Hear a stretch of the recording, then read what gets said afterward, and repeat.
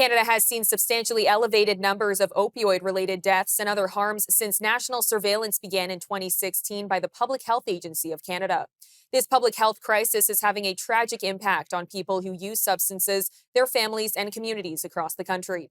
In a press briefing yesterday, Pierre Poilievre stated that 50,000 people have died since 2016 from overdoses to opioids. Imagine if the town of Brandon were to vanish, that its 50,000 people suddenly died. That is the size and scope of the fentanyl overdose crisis in the last 9 years of the Carney-Trudeau Liberals.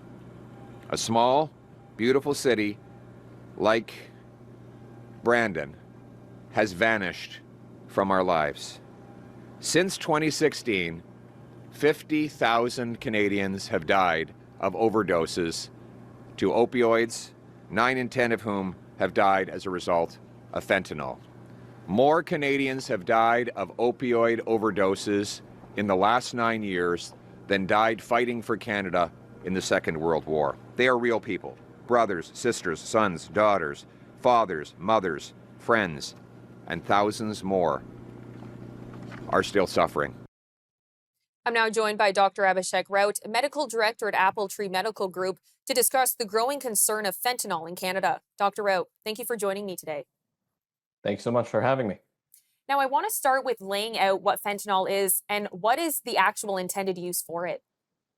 Right, so fentanyl is a powerful, very powerful synthetic opioid analgesic.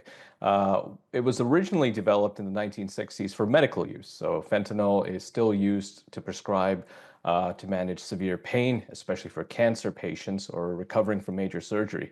I think it's worth keeping in mind that it's about 50 to 100 times more potent than morphine. So it makes it one of the most powerful opioids available in clinical practice. It's still used today. We use it for chronic pain management. So fentanyl is used for patients who are very tolerant to other opioids.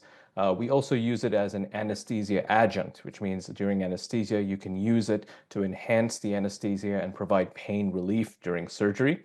And we also use it for breakthrough pain. So fentanyl can address sudden episodes of severe pain, and with the breakthrough, you can add that in to help manage pain better. But in Canada, fentanyl is a Schedule I substance under the Controlled Drugs and Substances Act. So doctors will follow very stringent protocols when prescribing to minimize any abuse and diversion. And we do have prescription monitoring programs in place to track opioid prescriptions and identify potential misuse. And with fentanyl being so strong, is that what makes it so dangerous? Yes, I think that's what we see here. In terms of the danger of fentanyl, we see that as part of multiple issues. Certainly, there is an issue of addictiveness that comes with fentanyl. There is an issue of it being involved in other substances as well. So many substances that we think may not have fentanyl actually do have fentanyl. So certainly that all plays a role in its danger. Now, fentanyl overdoses have quadrupled in recent years. Why are we seeing an increase in drugs like heroin and cocaine, and street drugs, being laced with fentanyl?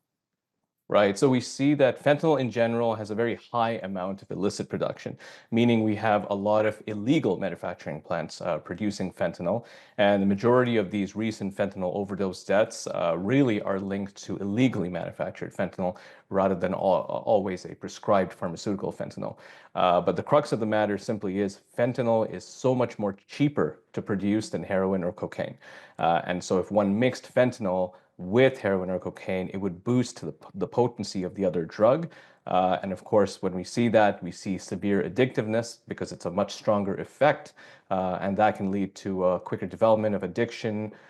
We see unintended consumption, so users are not aware necessarily that their drugs are laced with fentanyl, and that leads to accidental overdoses. We see a lower tolerance as well, so people who have not developed a tolerance to opioids, they're much higher risk of overdose when exposed to fentanyl as well.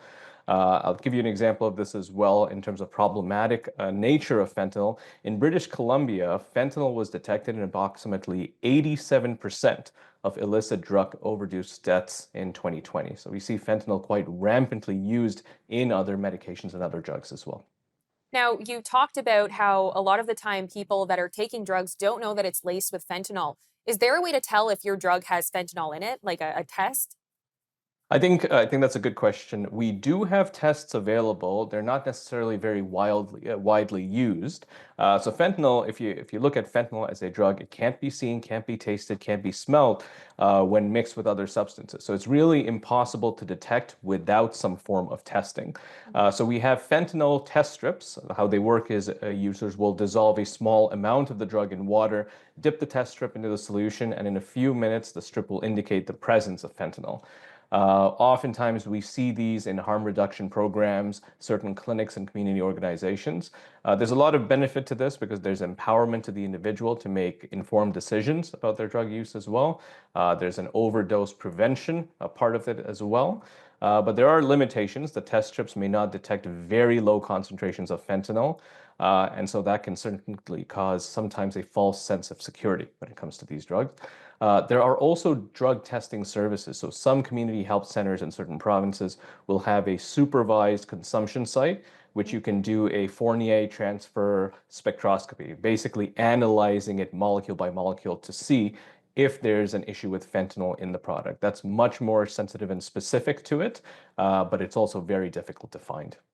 Now, with the fentanyl testing strips, how accurate are they exactly, and are they easy to get a hold of for drug users? I think it's something that we have to work on as a country. We don't have too much access to it. There are certainly certain centers in multiple provinces that have it. But of course, for people to come into those centers and use it, there's a lot of stigma around that as well. And certainly we can focus on education to both assist the community and also the users in order to have access to these fentanyl test strips. Now, you talked about how addictive fentanyl is and how strong it is. How does fentanyl affect the brain, and what makes it so addictive? That's a very good question because we do have opioid receptors in the body, and we've evolved with these receptors as part of our nervous system. The point of these receptors was really to interact with naturally occurring endogenous opioids that we create, like endorphins. These are receptors that respond to things like exercise, laughter, meditation, and intimacy as well. And so fentanyl and many other opioids as well bind to these receptors. So the body already has the receptors that these can bind to. And so that affects the various neurotransmitters. We see dopamine, serotonin, and norepinephrine, which eventually creates these intense feelings of pleasure and relaxation. We see it as a dopamine surge at times. These pleasurable sensations are oftentimes very short-lived related to the drug, and so it's a very rapid onset, and you lose that as well very quickly. There's an incredible intensity of the effect as well, and the stronger the drug's effects, the higher the potential for addiction. And over time, you see a neuroadaptation. So people will become less sensitive, and they're going to require higher and higher doses to achieve the same effect. And if they don't get these higher and higher doses, or they don't get the doses at all, they experience quite severe withdrawal symptoms. So the body's adaptations to the presence of the drug will lead to these withdrawal symptoms. What we see is muscle aches, insomnia, diarrhea, vomiting, and severe cravings.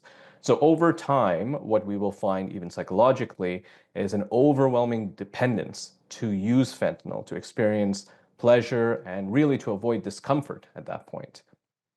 Now, what are the signs of an overdose? And obviously, you don't want to put yourself in a dangerous position, but what are ways that you can help someone who's overdosing? Right. So what we see here with signs of fentanyl overdoses, it does affect the respiratory system. So oftentimes with severe overdose, you're going to see unresponsiveness. They may be unconscious or unable to wake up. You may have some severe breathing problems as well. So oftentimes we say fewer than 8 breaths per minute, irregular breathing, or even no breathing. You might see pinpoint pupils, so very small constricted pupils, and skin changes. They might turn actually a little bit more blue. They appear quite disoriented and unable to communicate, and sometimes can be quite limp as well. So what do we do in that situation? So number one step is to call the emergency services immediately. You need to provide a very clear explanation to them. So explain that the patient is unresponsive or maybe overdosing.